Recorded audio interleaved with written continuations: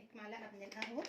طبعا القهوه هي سحر، يعتبر تفتيح، احنا اتكلمنا عليها كتير، بس انا عايزه البني يكون مطحون وكمان يكون ساده، مش عايزاه عليه اي اضافات خالص، لان بيبقى فيه طبعا بن محوج انتوا عارفين. وكمان هحتاج معلقه من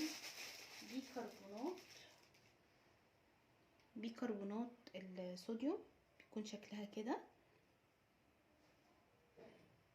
هحتاج عليهم معلقه من العسل الابيض، بس طبعا يكون نوع كويس عشان تحسي بنتيجه كويسه.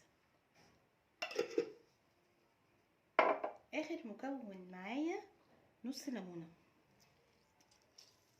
هتحسوا بشويه فوران، تفاعل البيكربونات مع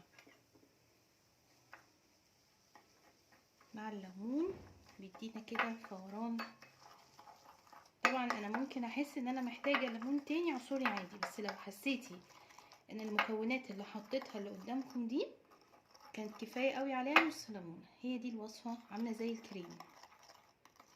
هتستخدميها بقى على اي مكان حقيقي بتجلي الاماكن السمراء، هتستخدميها على ركبك، على اكواعك، على البكيني ما بين الفخدين، هتستخدميها على اكواعك، هتستخدميها على الرقبه.